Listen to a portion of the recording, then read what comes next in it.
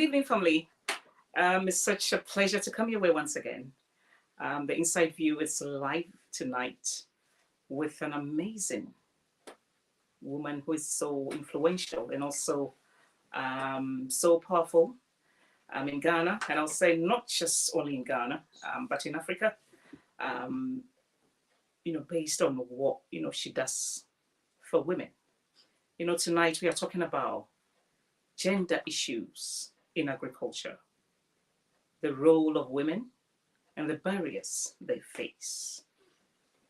Statistics, have proven that women actually contribute 70% of the food that we eat, but yet we are being discriminated against. It's either what we do is unpaid, underpaid, or even not recognized. So tonight I have this wonderful lady who helped us understand the barriers that women face all over the world in the agricultural industry. For now, I would just say that she's the executive director of Savannah Women Integrated Development Agency, which is SWIDA. And I'll just leave the rest for her to, talk to us about who exactly she is, because she has accomplished so much that I don't want to leave the salient points out of her own, biography, just in case, I offend her, which I don't want to. So tonight, let's welcome Hajia Alima Sagito-Saeed, to the Inside View. Yeah, welcome to the Inside View. Yes, so thank you and good evening to Inside Viewers, listeners, our cherished one for that matter. Like you said, my name is Hajia Alima Sagito-Saeed. I'm the Executive Director for Savannah Women Integrated Development Agency. It's a women's rights organization with a vision straightforward to ensure and secure the economic rights of women and girls in Ghana. But we are currently operating from northern Ghana, specifically Tamale. And then for us, economic rights of women and girls is fundamental to any other transformation that we are looking for. And then we do that empowering women in terms of their rights to access economic opportunities, their right to access any government social protection policies, their right to have both practical and strategic gender needs like water, sanitation, and hygiene, become part of leadership at every stage. That is from their household, they should be part of decision making, from communities to the districts, and therefore to any other platform that provide opportunity for them to contribute. We are also very intentional about the fact that given where we are located, there are issues of peace and security. So we also mainstream issues of women in peace building, women being seen as strategic when it comes to contribution to promoting peace in their various communities. We work intentionally with young people because we believe in the future of tomorrow being led by the young people. And we believe that that intergenerational leadership and support need to start now so that we don't see their future leaders and we are leaving them out of decision-making process. So as an organization, we use agriculture as a very intentional activity, why? Because we are a women's-led organization. And from where we work as an organization, a lot of our women economic base is from the agri sector. So in the midst of doing every other thing, we will know that if we want women to participate in leadership, be in this, at the table where decision has been made, be very intentional about raising their children in school, contributing and adding value to society, we need to secure their finances. And in securing their finances, their base, which is the sources of income, need to be built for them, get them to be active participants in it, be part of whatever decision, whether governance level, that make those economic opportunities available, and help them to access the opportunity when it comes. So as an organization, this is what we do. We've been doing this Wonderful. for almost 18 years now. and contributing. As far as we're concerned, we've achieved a lot. And then this time around, for the past 4 years, 5 years, we've been very, very deliberate about engaging young people to be interested in what matters more. That means be entrepreneurship oriented, be interested in leadership. So we've been doing this with our youth programming. We are also very much interested in climate change because it is now the new way that if we don't discuss can cause war, and it's already causing because of resource limitations. So basically that is what we do. And I want to appreciate Inside View. This is the second time they are giving opportunity for me Yes. to appear. The Thank first one you. was just to Thank talk about me as you. Hajia Alima. Now we've gone beyond that. We are now talking about what brings happiness to a lot of the people that we work for, and that is their economic base, which is the agriculture. So thank you for choosing this very interesting topic. Well, since you released the flyer, I've got a lot more people calling me and so much interested in the topic because it is the order of the day. Since Wonderful. COVID-19, the agenda has been plowing back better with agriculture. And you can plow back better. You cannot get economic sustainability if you are leaving over 50% of your Mhm. population behind. So the topic, gender issues, is very important. And I'm very much grateful that I'm going to discuss it today. Wonderful. I also want to thank you for participating in this interview. I guess, Ajia, being a woman, you always have to prove above and beyond, yourself. And I've seen you well traveled, all year round. You are, traveling almost, to America, to, to so many places. And I know you've really achieved a lot and also done amazing stuff for women and also for young girls. But to start with tonight, I just want to know what really sparked your interest to becoming an advocate for women and basically focusing on the area of agriculture. Yeah, so that's a good question. What is the passion behind this thing that we do Yeah. as especially me as Hajia Alima? What motivates me definitely is the fact that I have my education is development based, and in the kind of education we got, you have to go and stay like University for Development Study. You have to go to the field, you stay with the people, you see it, you live with them. So right from that 3 years of stay with the people, I realized that no, somebody must be interested in lifting these women, providing them hope, mobilizing them, putting them together, giving them strategic information, providing them purpose in life, and leading them to secure that purpose in life. And that is the motivation. The motivation is seeing women happy because they see value in themselves. The other motivation is you be on the street and somebody say, yeah, this is the woman, this is Ajalima. We know you. She came to our community. She said this. Your people were in my field. They said this.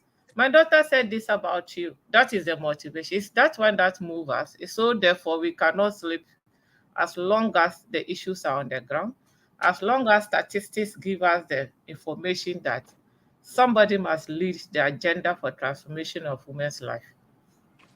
And as long as the facts are that what we are doing is purposeful, is giving hope, we will continue to do it. And I will continue to do that as long as I have life.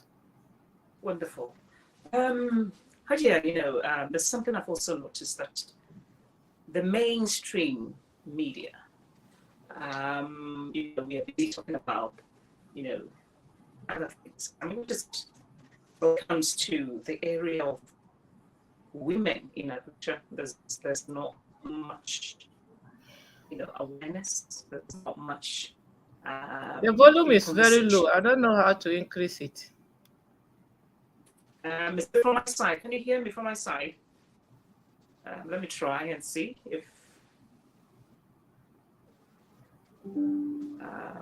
I've Can increased you my hear me side. now? Yes. But can you hear me now? Yeah, it's better. So is it better now? Yeah, it is. It Okay, is. great, great. Okay. um, so do you want me to go over the question again? Yes, Do you want please. me to go over the Yes. question again? Okay. What I was saying earlier on was there is so much awareness, from the mainstream media on the role that women play in the area of agriculture. And I mean, for you, having been an advocate for like close to 20 years now, how can we provide awareness of women agriculture and offer them a platform to share their own stories in their own way? Because for them, that will make it more believable instead of, you know, someone somewhere actually talking about what these women go through. Because I think through that, the barriers that talking about, a bit later, it will really make sense. So how can we provide a platform for women to share their own stories, especially in the area of agriculture? Yeah, that's a good one too as well. Just to say that we talk agric because there are facts on the ground.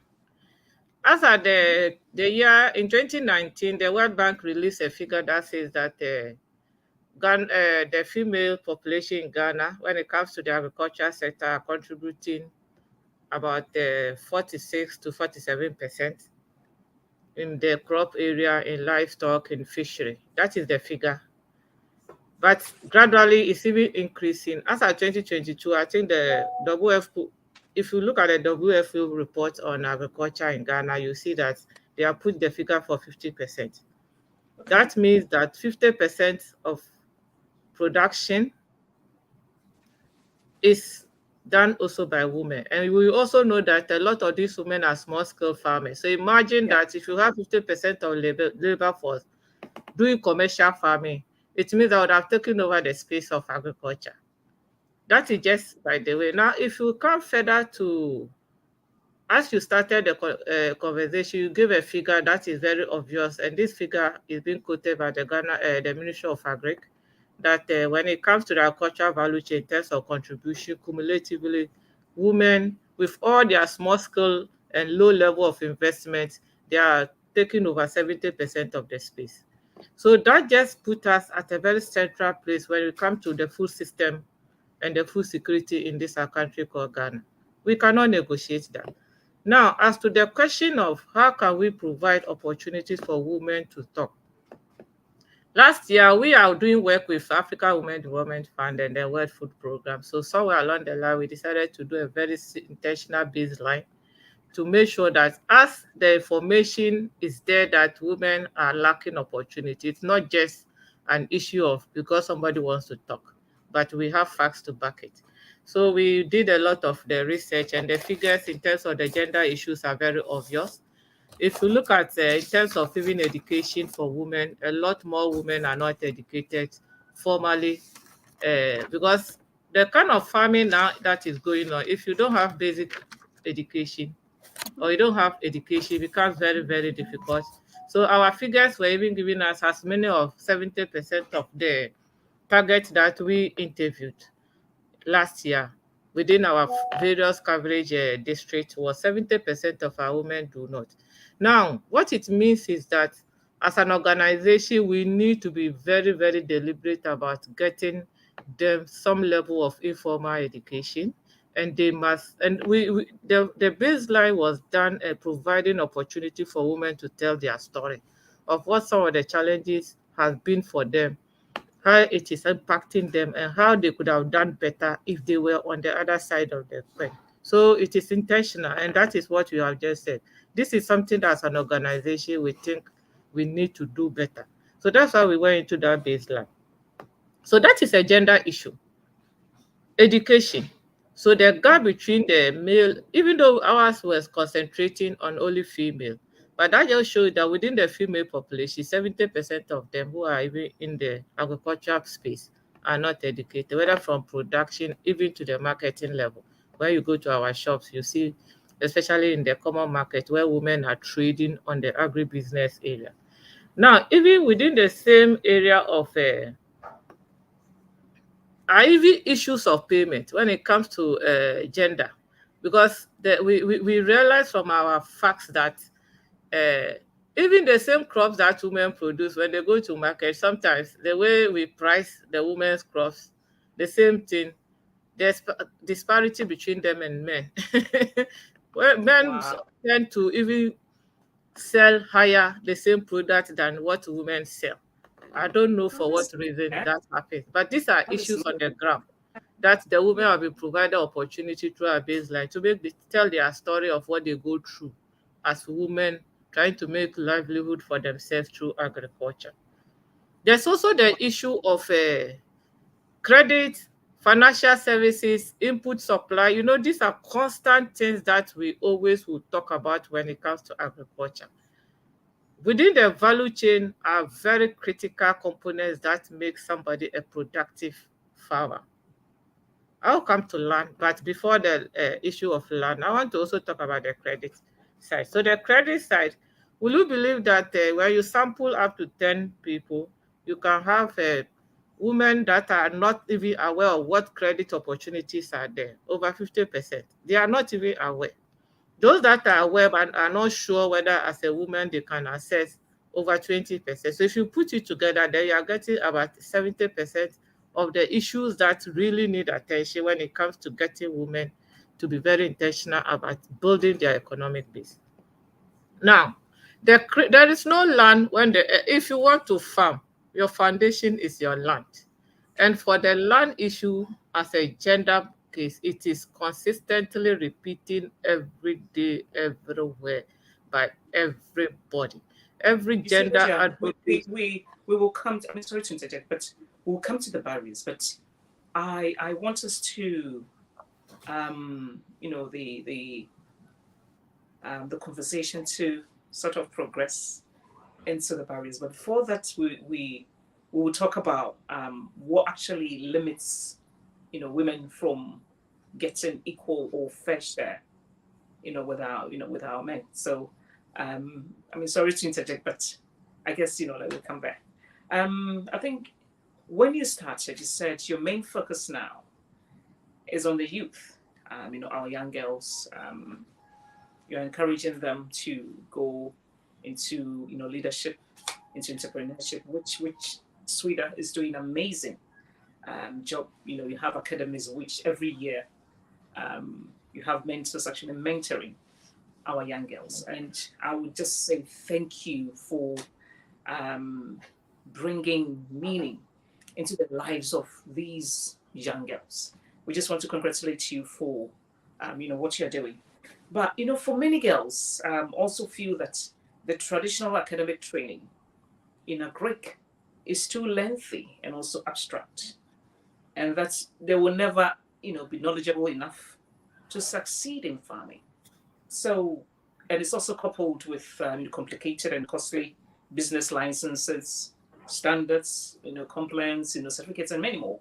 So, how do we get our, successful female farmers to mentor our young girls in order to stimulate their creative minds and also to sort of get them to have the kind of innovative strategies, to go into farming. How do we get our young girls, off the social media, off our streets, to be encouraged to go into farming?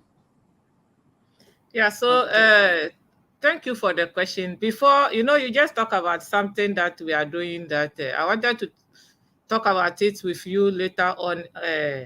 I want the listeners here and our viewers to know that consistently for the past 4 years, Madam Hagan has been one of our mentors on our academy.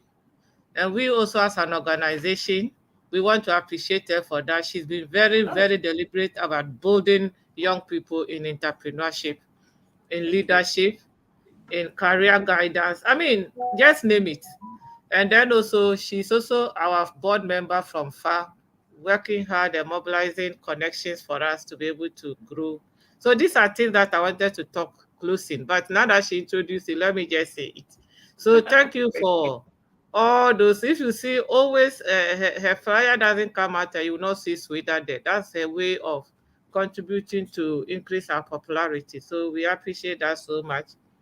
Thank you for that.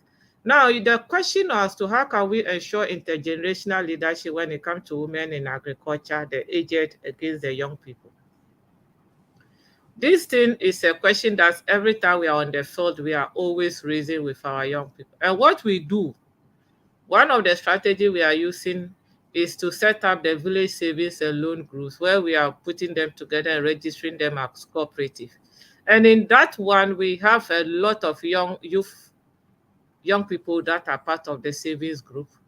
We have our cutoff is from 19 years.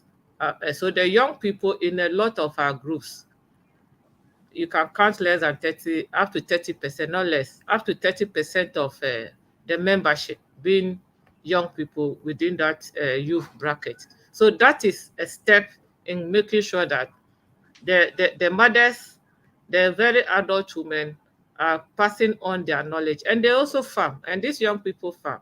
The work that we do with some of our donors, they have been in the categorization of beneficiary are those young group, aged group, the age categorization, and we are very, very, very particular about getting young people to be part of the agri sector that we work in. So if you see even our mentorship, the mentorship that we started, the first year was just virtually leadership. But as we realized that the gender, in terms of one issue about gender in agric is age, we were now particular and we now started introducing the entrepreneurship.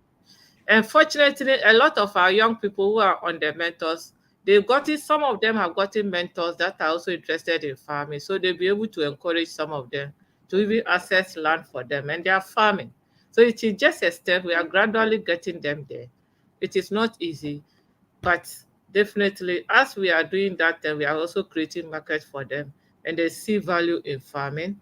We are always creating opportunities. Sometimes when there are a lot of mentorship program by other donors that we have referred some of our mentees to, and they are getting benefits in terms of small grant to grow. So when they become the role models that we are looking for, and we can get more of the young people to learn from them and also pick it from them. So it's a gradual thing. It has not been easy, but we shall get there. I mean, I'll say well done.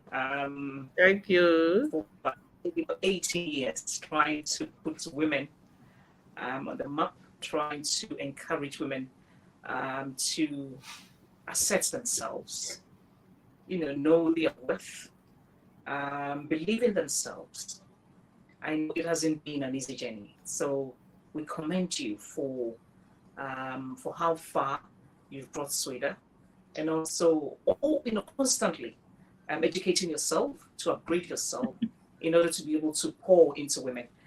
Thank you, and I just doff my hat, to you tonight. Thank you. Yeah, especially so leaders out there, Hajia Alima Sagito-Saeed. It's not just influential in Ghana. I'll say the whole of West Africa is one of the powerful women when it comes to advocacy for women and also for young girls. So let's comment her, by sharing this discussion tonight. Let us make our women who feed us, who put food on our tables, proud by sharing this interview. And tonight we're just going to highlight the barriers that women go through in the area of agriculture. And I hope, especially she being an expert in this field, I know tonight will have answers. And if not even our time, we will know, at least we will be rest assured that the next generation will be well equipped in terms of agriculture and also other sectors of your life.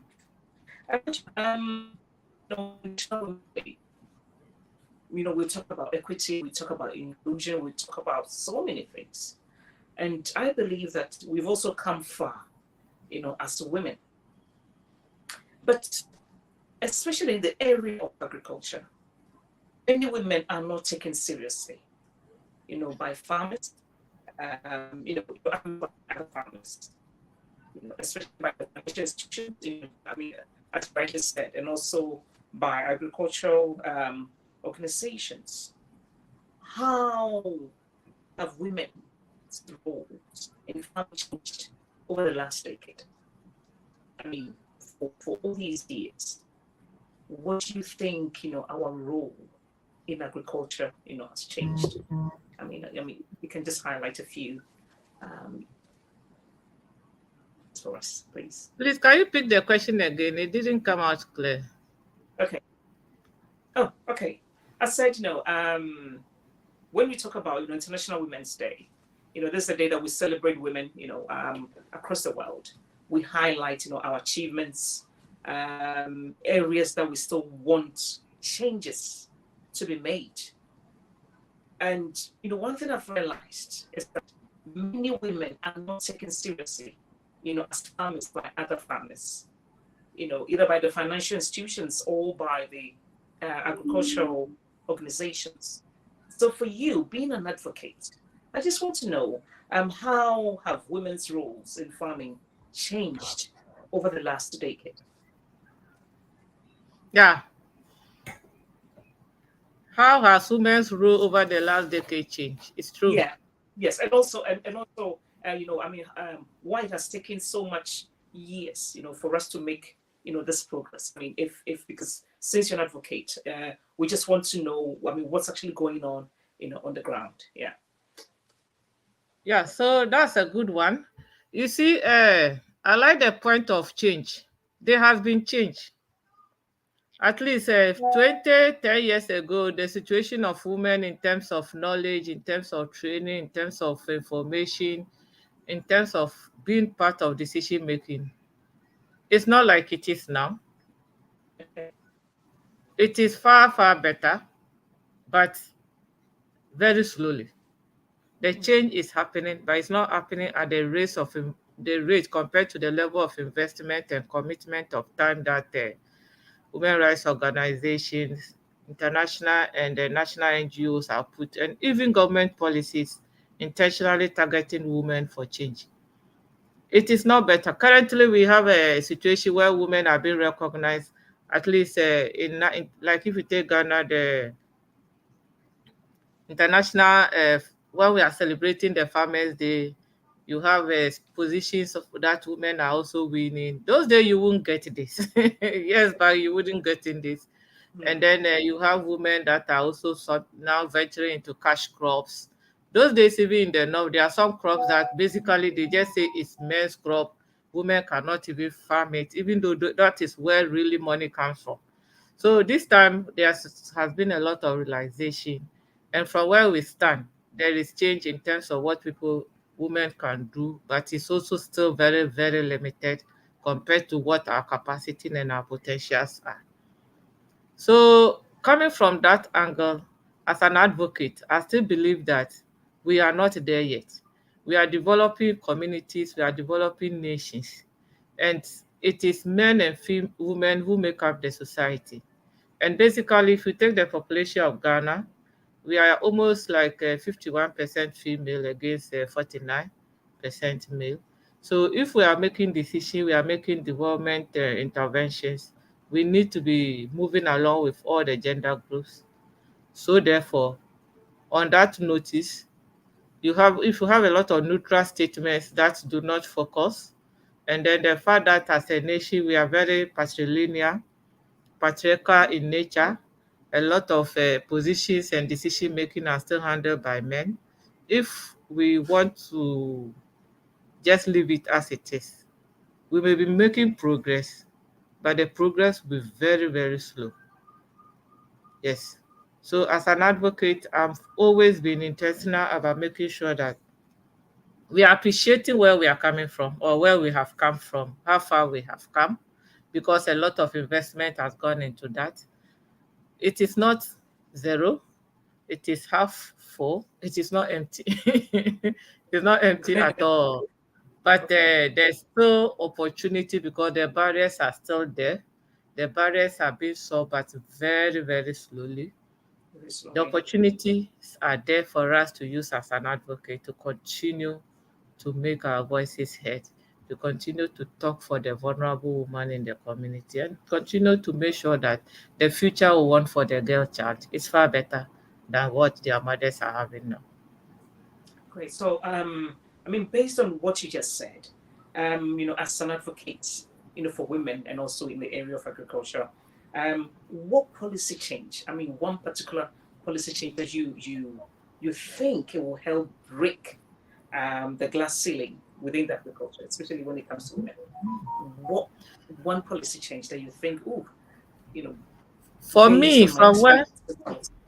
yes, from Mm, where I sit, issues of agriculture are multifaceted, so you can't pick one and leave the rest. If you pick one, you cannot stand in isolation. They need to come in a group. So you pick one, but the other one must also be supported by others. Now, if we are agreeing that you cannot say you are farming when you don't have land, so the strategic intervention should be on land reforms. How do we get women to have both access and control over land? Not just land, other natural resources within the land, productive resources as well. So that because that's why it's fundamental to the farming. It's fundamental to the type of investment they are putting onto the farm. It is fundamental because the changes that are happening, people need to when they get knowledge from the experts, the agricultural experts, they need to put it onto the ground. Now, if you don't have control over, you don't own that land, you don't have control over how to use the land, you cannot invest in the production of that land. You pick the knowledge, but you cannot invest in it. So, reforms in the area of land. I know in Ghana we have our new Land Act, the year Act, I think is it 1026 or so. That's the year 2020, 2020. There are a lot of positives, gender sensitive statements in that new Land Act, but we need it to be understood by the women. Well, if we have facts that a lot of our women farmers, like the figure I gave earlier, over 70% of them are not educated to where they can have very good understanding of issues. It means that those of us who are advocates, those organizations that are working in the interest of women empowerment need to pick some of these things, translate it into the simplest of ways, get it to the ground, be consistent in delivering those messages, and people would demand what is due them. Sometimes these policy reforms are there, they have been made nicely. There are a lot of very good strategic policies on agriculture that are supposed to be supporting women's cause. Like you have the gender and agricultural strategy document in Ghana. If you take the PFG 2.0, there are a lot of positives of agriculture. It's not like bias against this, but it also needs to be targeted and focused with special attention for women. So there are a lot of opportunities as well that women can take on. But the foundation to take and benefit from all this is the land. When people have land that they have both access and control, they can own it. It is in their name. Whatever knowledge they pick, whether climate change adaptation knowledge, knowledge on transforming agriculture, because there are issues of climate change and there's a lot of trainings people are receiving on it. And when they receive it on smart farming methods, they need to invest in it. And you know that when you invest, the first year you may not get returns. The yeah. second year you may not get 3, 4 years going, then benefit can come, especially when you want to do smart agriculture and then organic farming. You want to do conservative agriculture. You will need more than 3 year consistent use of a particular land. Then you can invest on it and get returns on it. So we need that to be done. That's a very intentional policy option that must be done as an advocate for women to really benefit from the farm investment that they do. Now, when we get that done, we will also need trainings, knowledge transfer, because of the new issues of climate change and how it affects productivity. Knowledge, education, information, these are very important Mhm. for smart farming.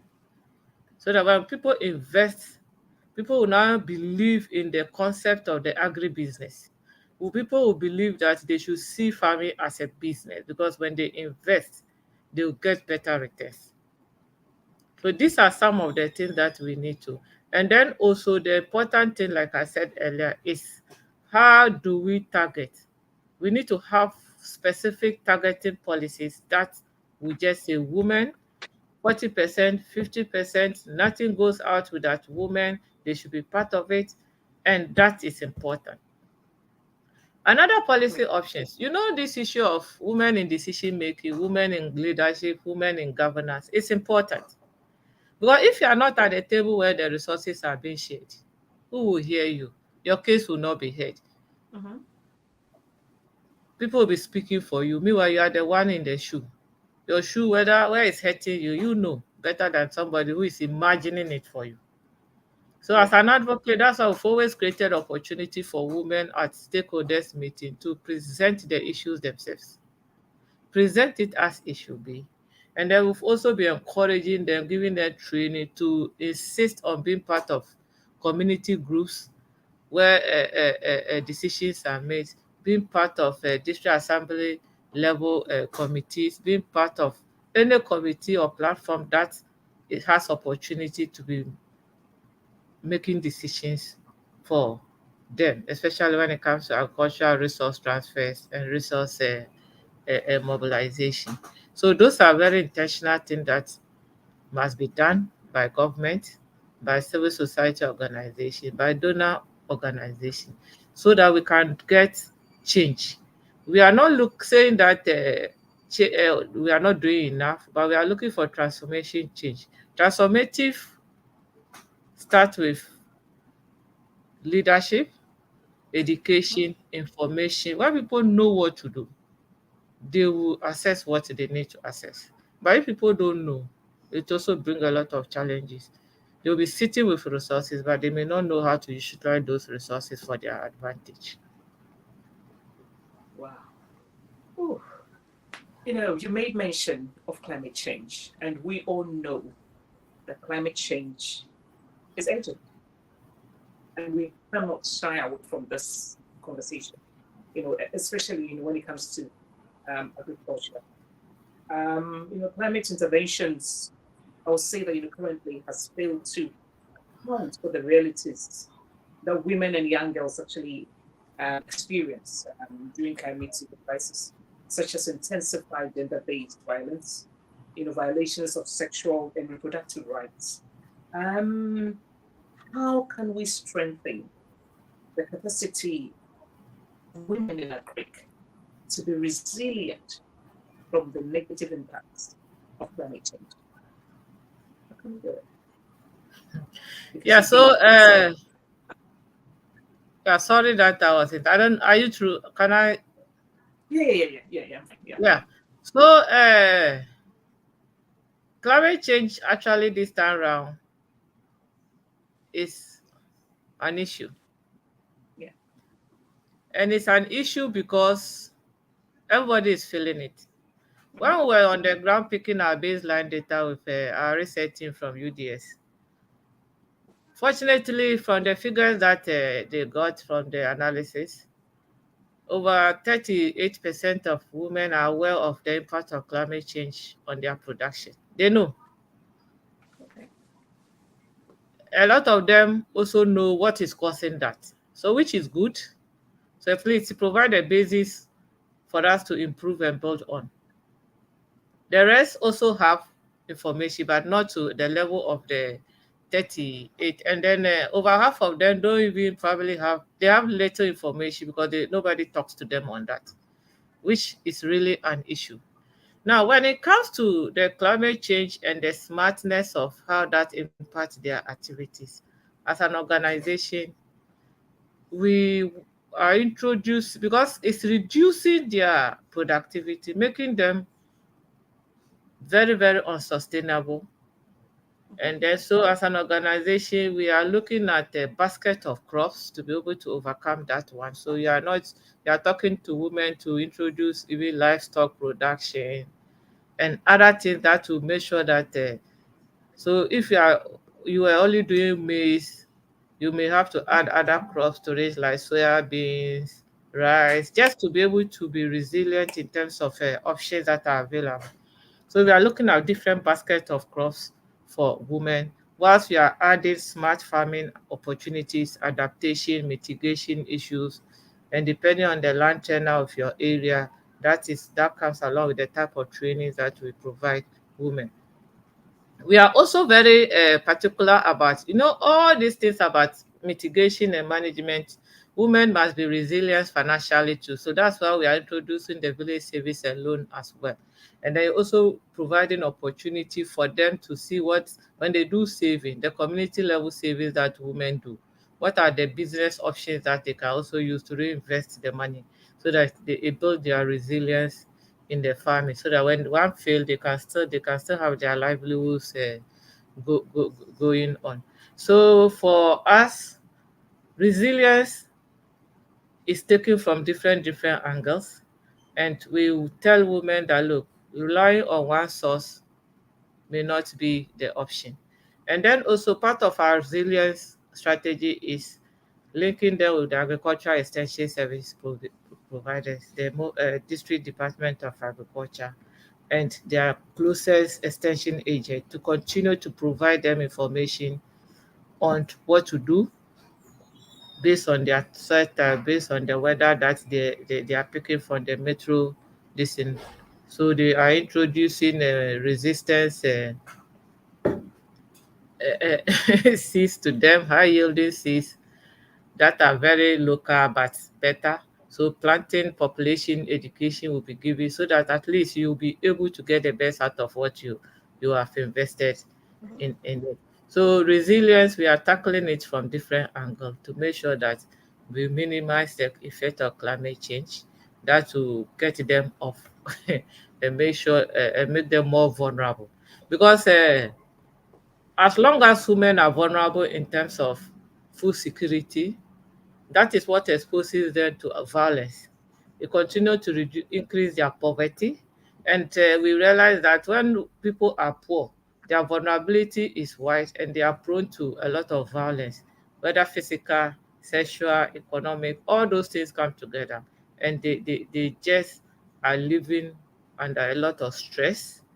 Health wise, they are challenged. Economy wise, they are challenged. Even socially, they are not able to even participate in community gathering because of their situation of vulnerability. So resilience is very important. So whatever we are doing, we are looking at resilience as the cause. How do you make sure that women are very resilient in their lives based on whatever they are doing, based on different options, opportunities, and empowering them to take advantage of those options with the right information. Wow. Haji, I know you work, beyond, SWIDA, and like you work beyond Ghana, and you attend a lot of conferences, a lot of workshops. Um, Tonight, since we are talking about the barriers that women face, um, in your workshops, outside them or outside Sweden, for that matter, what are some of the barriers and obstacles to achieving gender equality that is not just peculiar to the northern part, but across the world? What are some of the barriers and obstacles to achieving gender equality in Africa? Yes, so you are right. I've attended a lot of conferences.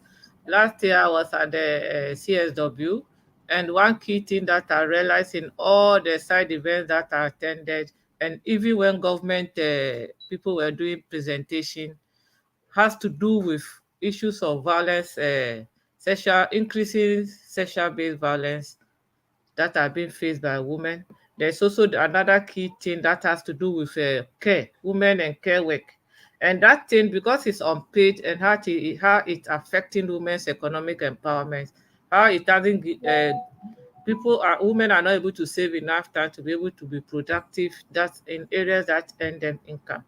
These are very standard things that every conference that I go, it comes up for discussion. The other important thing that everybody has agreed, because globally everybody know that a lot of women are into farming, the issue of access and control over land has always come up. This year I was in Rome and we're discussing women in forestry, women entrepreneurship in forestry. And one key thing to that came was women having land and investing in land. Because forestry and plants, you need their long-term things, investment. So when we want to make business cases for women in those forest value chains, then you are also talking about women having access to land and control over those lands over very long, important tenure arrangement. So that when they are investing in the right trees and then protecting the forest, restoring degraded lands, they are doing it also making a business case for themselves. So these are very fundamental things that come up in every conferences that one goes. When we were in Germany last year with the German government, one key thing that we also visited was the issue of social protection. And social protection, even when we did our research in Ghana for the districts that we targeted, social protection is an issue because the essence of social protection is to cushion women and leverage on what they have so that they can be able to reinvest and get better outcomes from their time and then the little resources that they have. But social protection, the effectiveness of it has always been an issue everywhere. And these are very things that are global issues affecting women. That is violence against women everywhere. The figures are not encouraging. Women in leadership everywhere, the figures are not encouraging. It gets worse as you get closer to maybe third world countries, the global South issues. It probably doesn't. That is where it gets worse, and then the worst of it now when you come down to the rural-urban migration dynamics, is also different. So these are issues that are very global and everywhere they come up. The gender-based violence issue comes up. Women in access to productive resources for reinvestment in their own livelihoods come up. Women in leadership and decision making has been an issue globally everywhere. The figures are not just encouraging; they are they don't encourage at all. But even though it's far better than where we started from, but it's still not encouraging at all. Then you also now have the final point of the fact that we need time. That is the care work. Reduction in care work for women is very important for women to be able to save time and invest in their livelihoods. I mean, just listening to the tallest of the challenges that we go through. Um, I, I mean, it's not fair for the media not really talking about listening to these challenges and that women actually go through. And we just wait till International Farmers Day. That's when we just showcase the products that farmers actually are able to produce, and also this week International Women's Day. That's when we fight for some of these things. But to listen to all these challenges, I'm beginning to think that we need to talk more about these challenges that women all over the world actually go through when it comes to producing food, for everybody to eat. And I'm thinking it's not fair for women to be marginalized um, in the area of agriculture. Yes, and um, you made mention of something about majority of the women not being able to access credit, to access loans, to access um, land, even if they know like of their land rights, they are not too sure whether they can even do it as women.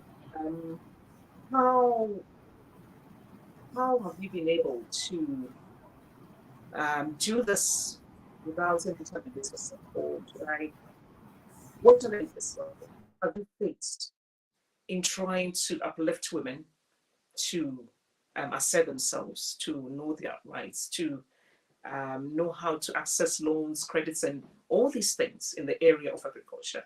What kind of challenges have you yourself faced?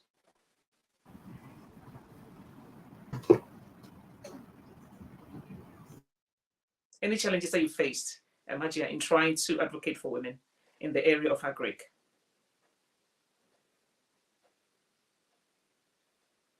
I sincerely apologize for um, the technical, glitch, and we just hope it will be restored shortly.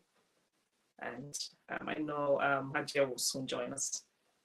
But in the meantime, we are talking about the role of women and the challenges that they face in the area of agriculture. Hajia, welcome back. Can you hear me? Thank you. Yeah, I can hear you.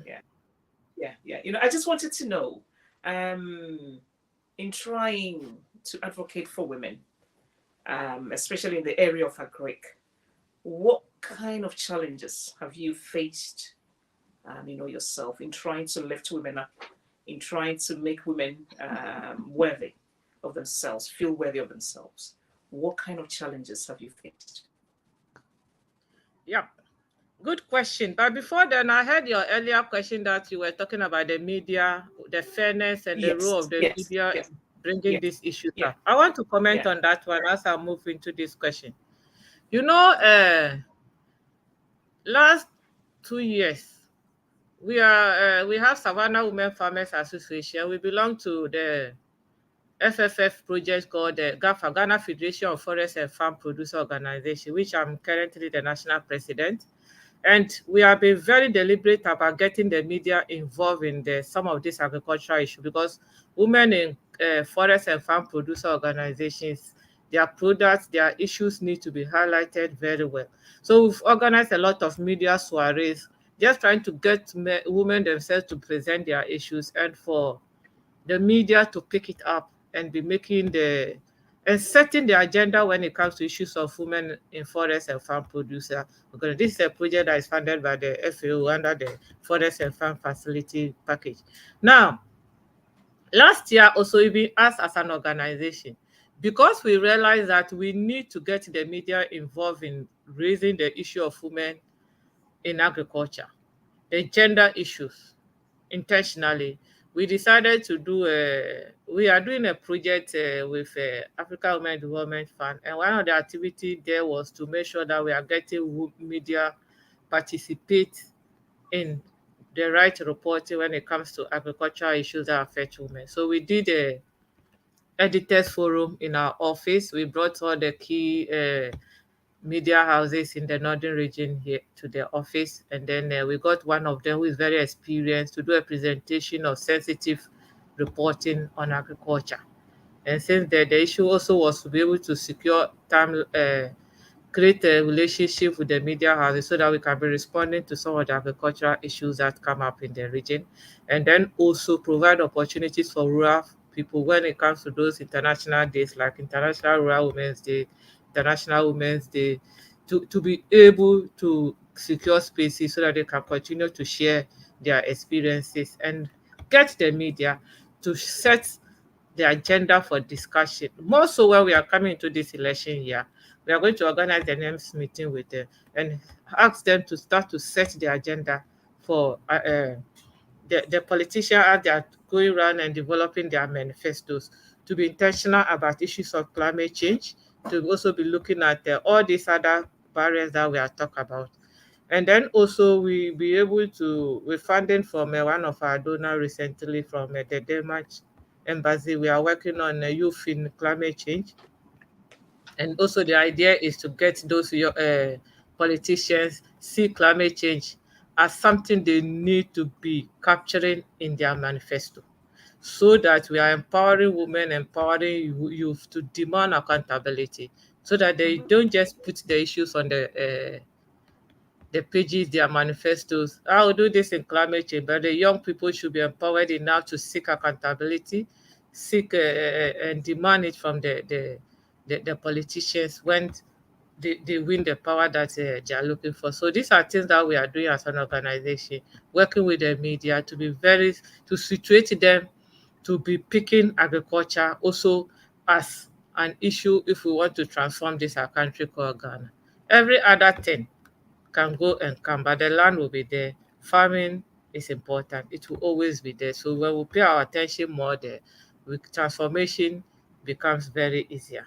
Now, having responded to this one that you said, and I come to your main question of me as an advocate for women in agriculture. Yeah. What has been my challenge? Yeah. That you faced. Yeah. Yes. This question, I love it. Why? Because it comes to question you, to say if you are not passionate about what you do, you can easily give up. Hmm. Yes, Definitely. Yeah. because of the magnitude of some of the challenges. Sometimes you can fight to the end, and then you expect people to even agree with you, and it's an issue. Mm. My challenge as a person is the fact that the support base that you get, you want the energy level that you expect, like the people you are fighting with to support you with. And sometimes you say that it's not people's fault. If people have to people have grown into the situation they have found themselves for a long time.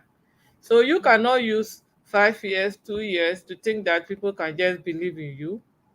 People have been customized to be behaving the way they are behaving. So it takes so long a time to convince our targets that look, what we are talking about is real, is practical. You need to have the needed confidence to support because it's advocacy. When you don't have the Mhm. numbers, you just cannot move.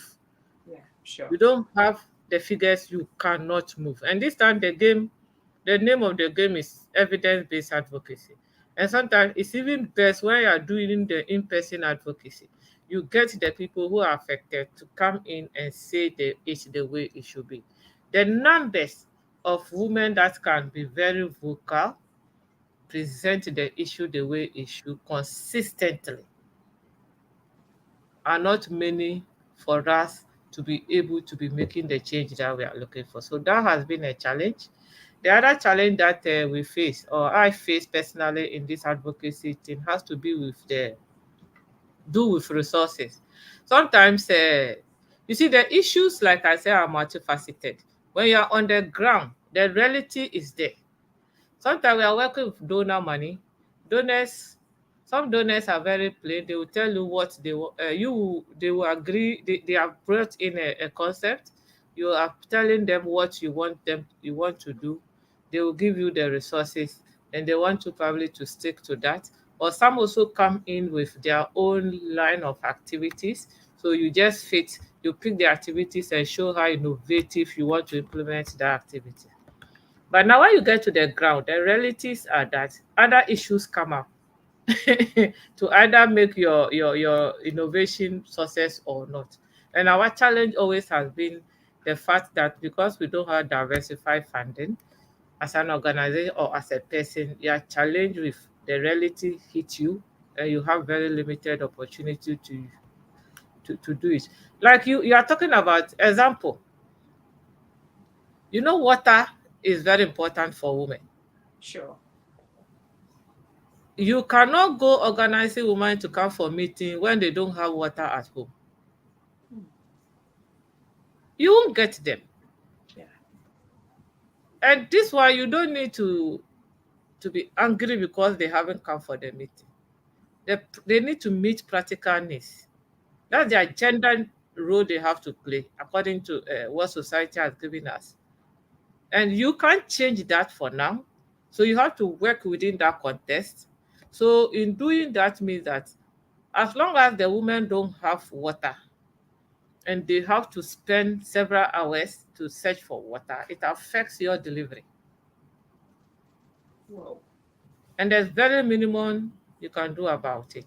So the limitation is because you don't have complementary resources to probably provide water. You haven't got any donor who wants to provide water. It affects the one that you have money for. I don't know whether you get where I'm coming Yeah, from. yeah, yeah, I do. Yes. Yeah. So that has been a challenge for me, that you get very good thing you want to do. You now enter into a community, women are faced, you are faced with the realities of women, and you have very limited resources to overcome that. There's also another challenge that every day people are calling me asking for. I mean, we do good things on the ground, and a lot of them are very obvious. You go there, you can see the good transformation we brought. So every time we are having increasing demands for people wanting you to come. So, and it's a burden. So sometimes I feel so guilty that people really need help and you just cannot help them, Okay. Mm. and that can really weaken one's passion. So those are some of the personal things that affect what I do. But as I say, as long as you get few of them changing, doing Yeah. what is right and transforming and getting, you can go there and they can tell you that, oh, but for your coming, for your the information you give us, for telling us that we can be better, maybe our children wouldn't have gone to school. Those are the motivation that is keeping us in the midst of the challenges that we face. Wow. Ajia, I don't know how you do it, but we'll say, may Allah continue to give you strength. Ami oh, Yeah. Ami Let me just take you back. oh. Yeah. Let me take you back a little bit. You're trying to talk about the barriers that women face in the area of agriculture. So far, what kind of solutions have you been able to?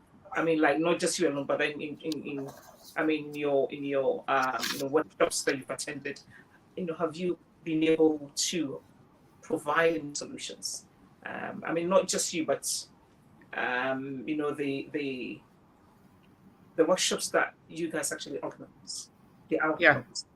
And, has there been any solutions that being made, or like being suggested or provided, to help break these barriers, to enable women to have equal, um,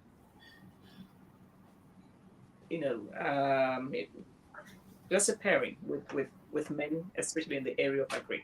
Have you been able to provide any solutions, anything at all in this area? Oh yes, yes, we have. One of it is what I started by saying, that one of the solutions we want to provide is get data. Data. If you Okay. get data, you are doing advocacy, people will believe what you say. So we'll Okay. be able to get our team. Dr. Nazia, who is one of our board members that was a leader, is the leader of the team that did the research for us. She's a lecturer at UDS, so that's their work. They did, but they have just brought in the draft report. So that's a base. It's an entry point for change. So that when we are doing the advocacy, you be talking based on numbers. So the draft is out. We will organize a validation, and then when we get the validation out, definitely we will be able to engage with those figures, and then we'll get change.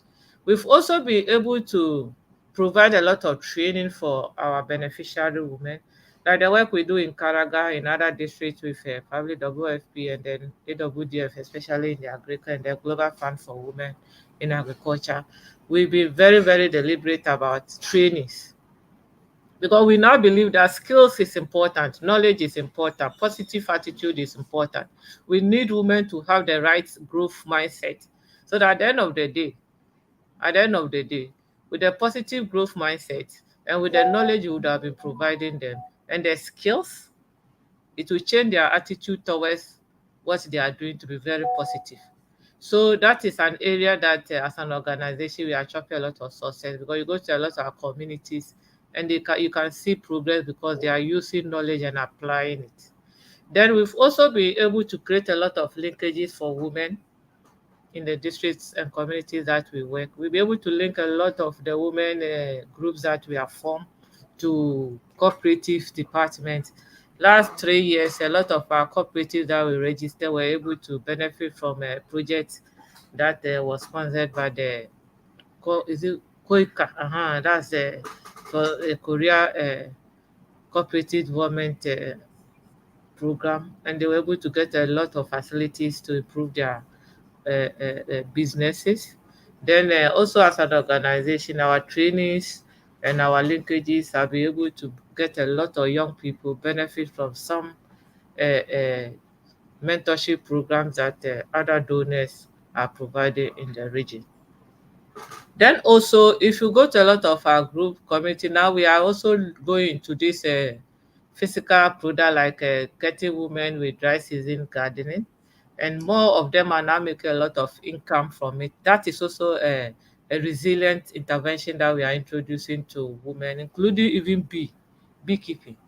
We'll be able to supply a lot of beehives to women groups, and they've mounted them, and then I think soon they will start to harvest some of them, because beekeeping is one sure way of making money with less effort. Another thing that we do or we'll be able to do on the ground is continuous sensitization, education, animation on issues of gender and based violence. Mm. Every community we go,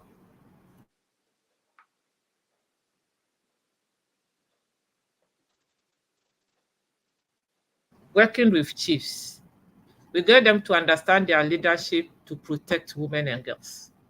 Okay. And it's working.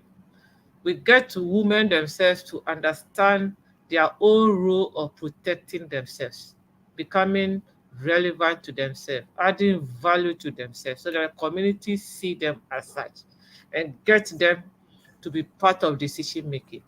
Everybody want to be on the table with people who bring value to the table. And we are getting our women to add value to themselves, attend workshops. We provide them opportunity for exhibition so that that gives them experience that they can share when they are invited to community meetings. They can give references of what has worked and what is not working, and how they as women can contribute to the community development agenda. So those are things that we are doing. And now we are thinking intentionally that we need to prepare the next generation, the next female girl better. And that is why we are introducing, or we've introduced the Mentorship Academy. Mm. All is to sustain our communities, get empowered girls now who will become the empowered women that we are looking for, and ready for any leadership position that come nationally, because when the affirmative action bill is passed, they would have been ready, they will occupy the spaces. We will get the leaders that we want. They will be at the table of decision making. They will share part of their resources. They will commit to change, and they will transform their homes and society. So that is what we have been doing. And as far as we are concerned, we are noted for very good initiatives and models that we have introduced, and we are doing well. Thank you. Wow. Ajia, I'm so proud of you. Thank Still, you. I still want to come to the area of land, especially in the rural areas where, you know, like most people, I don't want to say men, but they're so entrenched in the traditional beliefs that women are not even supposed to own lands. Sorry, own land. They can have access to land.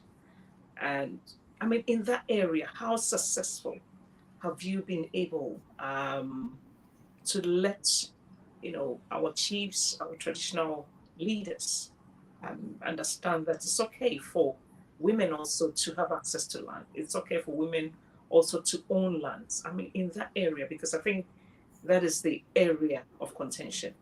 How successful have you been able to, make our traditional leaders understand that, you know, women have also got equal, should I say, powers or equal access, to lands. I mean, in that area, how successful have you been? Yeah, Oh yes. in your area of advocacy. Yeah, I get your question very well. Even before I answer that, I wanted to add another point that just I escaped. Because in the area of what we'll be able to do to get the change we are looking for. One area is to doing the districts and the regional level and a national level advocacy. So like if you take Northern region, there are a lot of platforms that we belong because of our strength in agriculture when it comes to North here as an organization.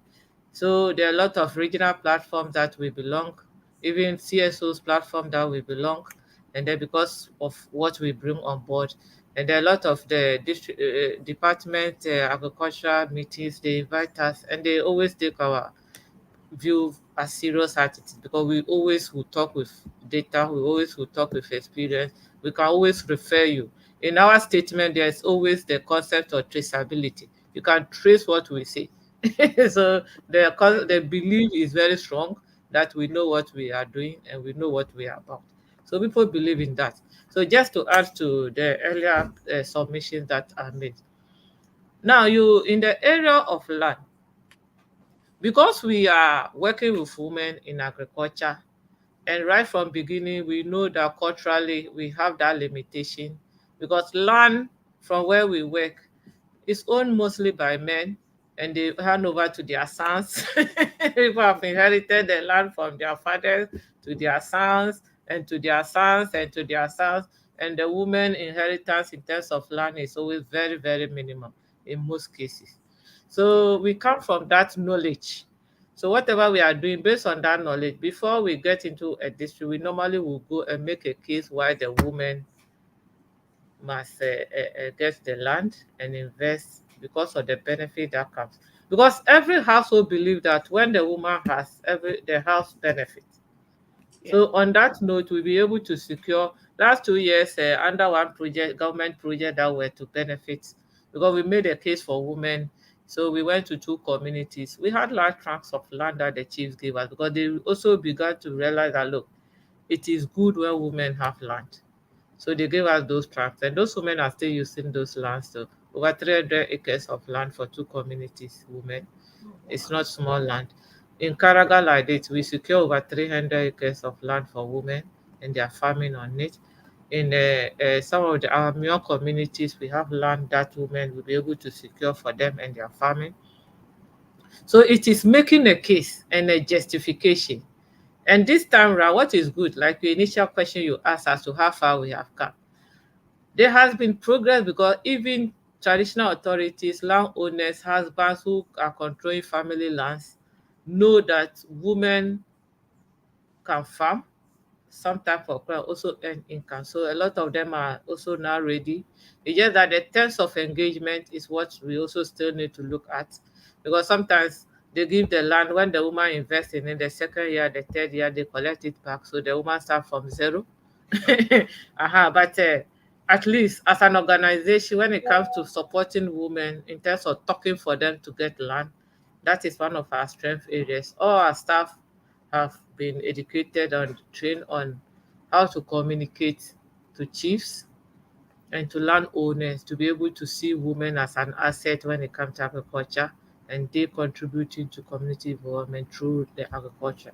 So it is on that basis that we are always able to engage. We normally do it very early. Currently, we started our engagement with chiefs to get those our farmers women who will need to increase their farm sizes to start to talk to them, their husbands or their family heads who are controlling the land. Currently, because our data also from our field work when we did a baseline shows that at least over 40% of women have land because they are of their family has give it to them. So that is also a good thing to start from, which we are capitalizing on to get more land for women. Great. Hajia, we are soon, we're gradually coming to the end of our discussion, but um, they say that women we are our own enemies, and I just I just want to ask, in trying to um, ensure that women are well placed in life, do you think that sometimes it's worth your time? Because sometimes you and I know that, especially through the academy that we both run, we try our best to make sure that these girls are well, grounded and everything. And sometimes it's a bit difficult for them to understand where you are coming from and the opportunity that you're actually offering. You know, do you sometimes feel that it's even worth my time trying to advocate for women? Have you, actually felt that before? Hey, this your question there is strong. I know the basis of your question. I know your Come on. basis of your question. I know how your mentees have been dealing with you. Struggling. You give them time, they won't come. That one is true. Um, Sometimes we feel it that, hey, are we wasting our time? Are we not? What is it? There's a lot of frustration, but we also believe that frustration is part of the job. Yeah. Yes, we didn't expect 100%. When we're coming into this industry, we didn't expect that to be so smoothly. It will be 100%. All these challenges will come, but it's frustrating. But what is also good is that at the end of the day, the one person you have changed is also enough, because but for you, that one person will also be lost anyway. It's true. So we, So, we we uh-huh. take consolation from that. For the young Great. ladies, there are too many distractions. So those distractions will always have an impact in what they want to do. Until they miss out opportunities, then they reflect and they come back. Taking it even from this our mentorship academy, it is that academy that has made us to understand a lot of issues that girls face when it comes to how they, I mean, a lot of them based on their upbringing, the environment they are being raised. What we are talking about, they don't even understand it. Understand, yeah. So it takes a lot of time for them to begin to see that, look, this is an opportunity they need to take. So we have some of them that like the first year they will miss out, then they realize that no, their friends who didn't miss out are better than them, then they call to join again. It's the same thing for even community work that we do with women. There are some Mm. women you go there, they are not just interested in what you are talking about because of issues that they have in their homes. They are already tied up. I mean, they just feel that they cannot make it. There are a lot of women who just feel that where they have reached, there's no turning back. They want to Yeah. remain where they are. Change is very, very difficult. So there are many, but as we move along with the few consistently and support them to transform their lives, you get some of them coming on gradually. It's not Yeah. an easy thing to do. We Mm. entered it not thinking. After if it was easy, no donor will come in to give you money. It's Definitely. not easy. Definitely. So Yeah. they'll give you resources because you say you have capacity to penetrate the system and make change. Another important point that you mentioned that I want to put emphasis has to do with the tradition that we are all trained in, the custom that guide all of us, the Mm. society, the male dominance that we find ourselves, and the lack of decision making power that a lot of women have. That one. So before us, people will see us as people who want to destroy their homes. So you go there, you're even giving them economic empowerment opportunities, and some people read it that I before you realize, a group of people are sitting somewhere be influenced that, oh, it means that if you don't stop these people from attending meetings, they will get so much empowered, they will take over your decision making power. Oh. You no more have control over them. So these are the dynamics that we are operating with in the communities. And because we also have lived in the same communities, we know these dynamics. We are always prepared for them. So you prepare with answers as and when it comes up, and then you get people along. Because if those uh, issues are coming from the male side, it means that you need to engage them as well. You don't need to go targeting wives and leave husbands. You need to move along Yeah. with the team so that together people will understand where you want to go. Nobody is fighting anybody. We are trying to add value to women, make them responsible, make your house Mhm. sustainable, make your house more resilient than it is. That is just the agenda. I will not leave my house to come and destroy your own. I'm building my own, so I should help Yeah. you build your own. That is just the agenda. But when you don't enter well with your information, you can have a rare challenge of even not getting women to attend meetings because behind the scenes, you don't know what discussion is going on. What's going on? Yeah, so you need to enter well, enter through the right sources, the right people, get them to understand your purpose. And when they get your purpose, you get the leadership of the women that will also are easy to go. They have the exposure, the understanding, who can also influence the other women. Then you can have a good team working together. You can get the change that you are looking for. And this issue of somebody becoming enemy, whether women are their own enemy, will not come up. It only comes up when Right. there is a misunderstanding somewhere. Nobody knows the reason for which people are coming in to provide Yeah. support. Mm. Oh, thank you so much. Actually, before you leave us, if you could share one piece of advice with the future generation of women in Agric, what would that be? And also your final words to your Please, fans, I your didn't family. hear the question well. Well, The line was breaking. oh, I said, okay. I said, before you leave us, tonight, if you could share one piece of advice with the future generation of women in Agric, what would it be? And also your final words to your fans, your family, to your loved ones, and also to the world. Yeah, yeah. Thank you. Yes, my advice is that agriculture is a sustainable source of livelihood for anybody. If we will have politicians, when they leave politics, they go back to farm. We have people who have set up the whole of Kofi Annan and Co when they left you and they went and set up Agra, and Agra is changing lives. So, if you are a young person, don't see agric. You can make agric the way you want to be.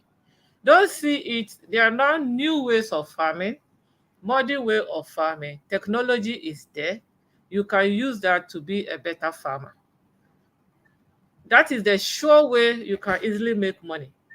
Those of us who watch a lot of soap operas, we see that in those soap operas, all the rich people are farmers. If you are fond of watching all of them, they are It's either true. yes, It's they true. are in the animal field or they are in the cross field.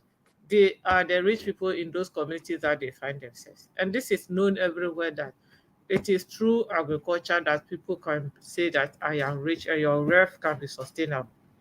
So I would advise that this time, jobs are very limited to get, but the lands are there. We can go make our way out, make our case, get the land, get the right knowledge, and then invest our time productively and make money out of it. Use technology, do your marketing. Social media is there, and you can get the best out of it. Now, to all the people that have signed on here, I would like to say thank you to all of you for listening to us. The Inside View with Nana Egan is one best platform that has marketed. It has delivered a lot of topics that people hardly talk about. And I'm very sure that today's topic has interested you and you've learned a lot. So for my board members, thank you for always telling us what to do right. For our management, our staff, our donors, I want to say thank you to all of them. I want to say thank you for all those of them who are supporting us to get women in agriculture done and done very well. To our potential partners, people have watched this. I know people will call you and say, oh, these people are doing well. It's true. We are doing very well. There's still more opportunities to do better. We are asking for resources. Now we want to get women to understand our land policies, demand it. We want to train women in more women to understand climate change and adaptation issues. We want to get more women to, on their own, do sustainable organic practices, go into dry season gardening, and this one needs water. So we are asking for support from everybody who has interest, partnership, whichever form it will take, we are ready, whether input, in kind, advice, resources, whichever form, we are ready to get women onto the ground and get them to be more resilient, take care of themselves, add value to themselves, and the future generation will be better. Because when the women are rich, their children are rich as well. Thank you for the opportunity once again to share our agricultural experience. And to the government, we are in election year. All the political parties, we are calling on you to really be very, very, very, very, very, very particular, not just talk about agric is this, but we should see you work with it. We should see you get to the root of the issues that we have talked about. We should see you stating quotas that you are going to give women. We should see you saying that, for me, when it comes to training on climate change, these are the numbers of women I want to be able to train, communities I want to reach. I want to improve feeder road for women. I want to improve their transportation opportunities. I want to improve knowledge. I want to work with CSOs that are working with them, so that at the end of the day, we can use agriculture to change Ghana. We don't need all the other places, areas that are producing the current figures. They are not sustainable like agriculture. Agriculture is the only reliable thing we have. Gold, they can diminish, even services, this, but at the end of the day, food security is the only thing that will ensure peace in this country. We need to be food secure, and when we are food secure, every other thing will take its place. And women cannot be left out when we are talking food security. The peace we are looking for. We don't want counter extremists in our country, but food security, if it is not assured, it can be a problem for us. So thank you very much. Politicians, do your part and do it well. Wow, Ah, you said everything for me. Yeah, you said everything for me. Thank you so much. I know you are so busy, and in spite of your busy schedule, even when I wanted to, reschedule this interview, you insisted that let's have this let me drink some interview water. done. Thank you so much for I mean, just sharing with us, the barriers and also the challenges that you face and also you go through on a daily basis. In trying to raise awareness on the challenges, in agriculture and also advocating for women to know the identity and like and many more. And back to tonight's discussion. You know, today we've been educated a lot on the barriers that women go through, especially in the rural areas. We have challenges with our roads. We have challenges, with politicians promising and not delivering. We have issues with our lands. Women, finding difficulty to own and also access lands. We have, a lot of challenges, violence, foods. I mean, the challenges are just numerous.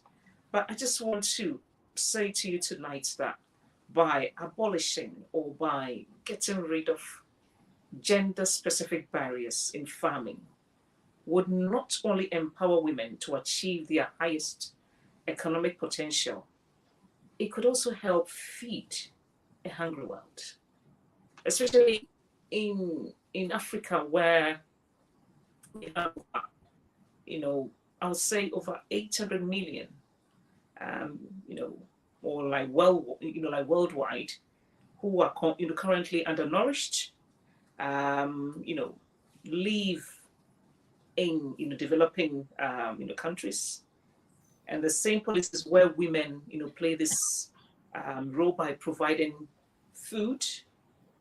So women play a major role in the area, or like in the area of food production.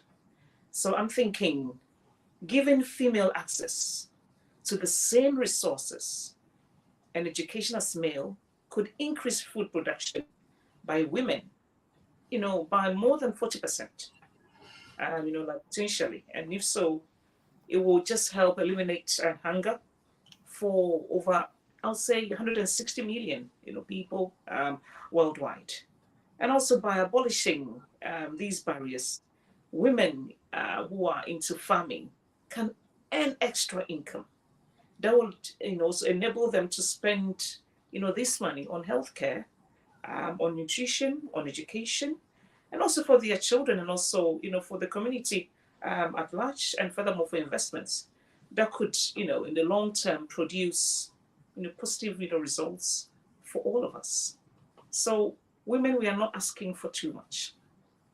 All that we're asking for is for equality and also for equity when it comes to the area of food system, and also in the area of food security. Let us empower women to feed the country. Let us Thank empower our you. women to feed, nations. Let us empower our women to feed the world. Can I Because talk when the about the women, SDGs? 1 minute, sure, sure, SDGs.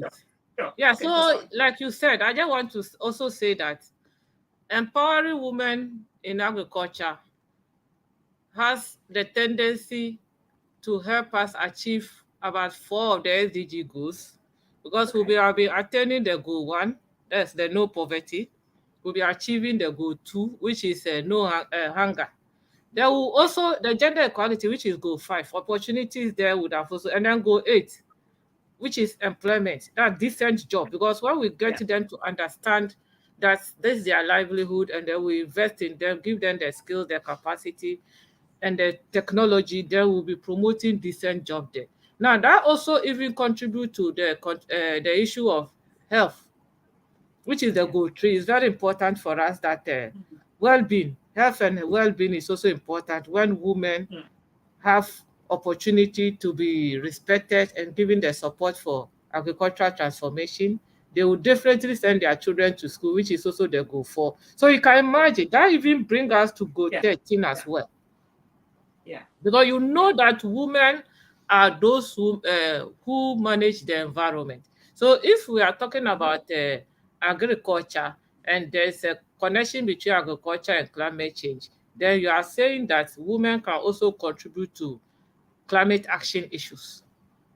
Yeah. So you see Sure. that just getting women with the right knowledge, the right technical support to get them empowered in agriculture, get them involved in agriculture, it will increase their income, like you said, and it has direct effect on as many as even 6 or 7 of the SDG goals.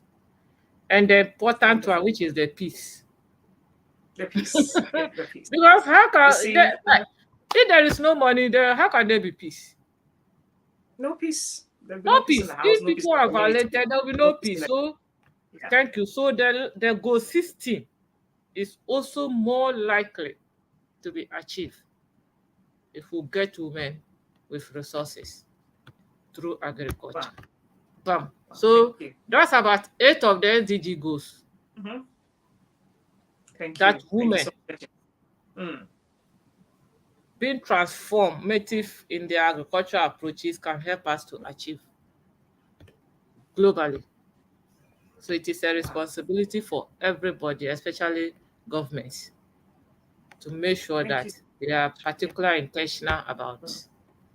women in agriculture. Thank I mean, if anybody wants to know much about what Ajia, does, you. you can visit them on, SWIDA, www.swida. Oh, yeah. Yes, www.swida.org, and Yes, yes. everything about Swida SWIDA. GH, yeah. Yes, um, sorry, DH. So, you know, they've done a lot in the past, and they're still doing more. And we can only just support them by anything that you think. Okay, Haji are doing a lot, so we can support you with this amount. Or it could be knowledge. It could be anything that you can pass Yeah. on to Swida. I know. I mean, it will go a long way to help them. And also, to the politicians this year, the women are telling you, you cannot come and just be talking and ranting and just go scot free. They want action now. They want action. And we thank you for enlightening our women, to have access to credit, to be able to, you know, just go into business, also to be able to um, know who they are, know their self worth, as women, and also by educating women, encouraging women to go back, like into education, any form of education. We say thank you so much, Hajia, for bringing light to our women in the northern part of Ghana. I think I've interviewed you, Hajia Lamnatu, and also Hajia Mariam. You guys are doing fantastically well, and we say thank you. We commend you for all that you are doing in Tamale, and not just in Tamale. The northern part of Ghana, and I feel so proud, to connect with all of you, and especially you for being such a gem. Or well, yes, for being just who you are and a gem, and I don't know how to put it, but thank you tonight for your time. And Welcome. we wish you well. Thank you very much. We wish you well. Thank you. And Yeah. to anyone that stayed with us, till now, I said thank you. I just wish you a blessed week. And let us go out there knowing well that we'll try and help our women in our Greek, to I wouldn't say overcome, but in future to come, all these barriers, yes, will be eroded. I know it's taking years, it's taking time, but just like I just said, there's been progress. So we hope and believe that maybe in the next few years to come, there will be more progress that we can sit here and celebrate and talk about the milestone that we've made. So on that note, I say thank you for your company, and thank you, and take care. Bye bye, everyone. Thanks for listening Bye. and joining me. Yeah. Thank you. Yeah.